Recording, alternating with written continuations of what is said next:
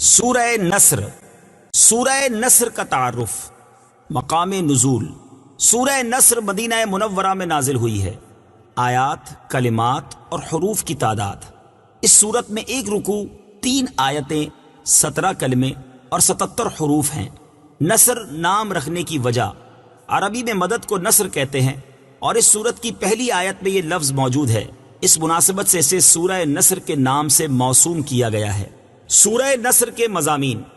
اس سورہ مبارکہ میں حضور پرنور صلی اللہ تعالی علیہ وآلہ وسلم کو فتح مکہ کی بشارت دی گئی اور یہ بتایا گیا کہ عنقریب لوگ گروہ در گروہ دین اسلام میں داخل ہوں گے. اور آخری آیت میں نبی کریم صلی اللہ تعالی علیہ وآلہ وسلم کو اللہ تعالیٰ کی تعریف اور پاکی بیان کرتے رہنے اور امت کے لیے مغفرت کی دعا مانگنے کا حکم دیا گیا. سورہ کافرون کے ساتھ مناسبت. سورہ نصر کی اپنے سے ماقبل سورت کافرون کے ساتھ مناسبت یہ ہے کہ سورہ کافرون میں یہ بتایا گیا کہ رسول کریم صلی اللہ تعالی علیہ وآلہ وسلم جس دین کی دعوت دیتے ہیں وہ کافروں کے دین کے خلاف ہے، اور اس صورت میں خبر دی گئی ہے کہ کافروں کا دین مٹ جائے گا اور دین اسلام کو غلبہ حاصل ہوگا. بسم اللہ الرحمن الرحیم. ترجمہ: اللہ کے نام سے شروع جو نہایت مہربان رحمت والا ہے. اذا جاء نصر اللہ والفتح ورأيت الناس يدخلون في دين الله أفواجا فسبح بحمد ربك واستغفره إنه كان توابا. ترجمہ: جب اللہ کی مدد اور فتح آئے اور تم لوگوں کو دیکھو کہ اللہ کے دین میں فوج در فوج داخل ہو رہے ہیں تو اپنے رب کی تعریف کرتے ہوئے اس کی پاکی بیان کرنا اور اس سے بخشش چاہنا، بے شک وہ بہت توبہ قبول کرنے والا ہے. اذا جاء نصر اللہ والفتح. جب اللہ کی مدد اور فتح آئے.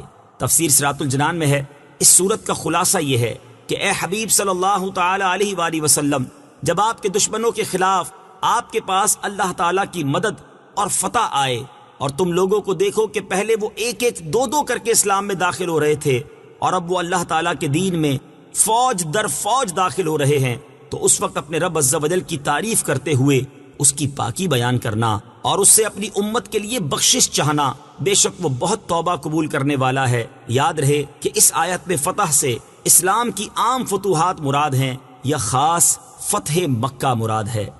سورہ نصر کی آیت نمبر 2 سے حاصل ہونے والی معلومات. اس آیت سے 6 باتیں معلوم ہوئی.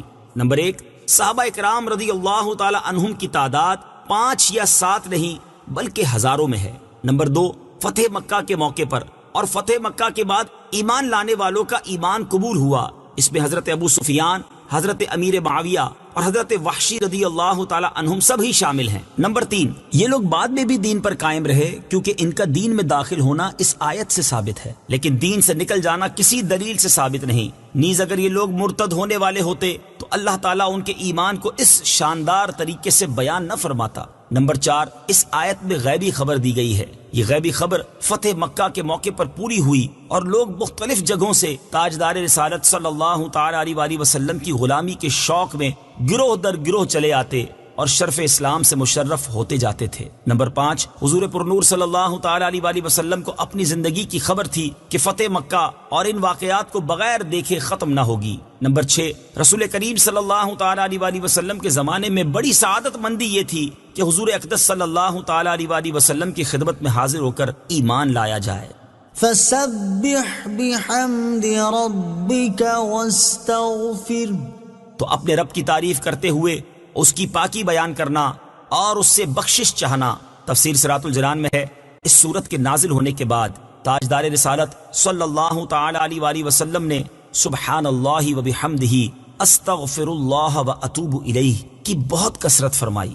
حضرت عبداللہ ابن عمر رضی اللہ تعالی عنہما سے مروی ہے کہ یہ سورت حجۃ الوداع میں منا کے مقام پر نازل ہوئی. اس کے بعد آیت اليوم اکملت لکم دینکم نازل ہوئی.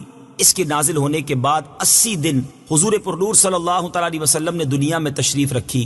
پھر آیا الکلالہ نازل ہوئی. اس کے بعد نبی پاک علیہ الصلوۃ والسلام 50 دن دنیا میں تشریف فرما رہے. پھر آیت واتقوا يوما ترجعون فيه إلى الله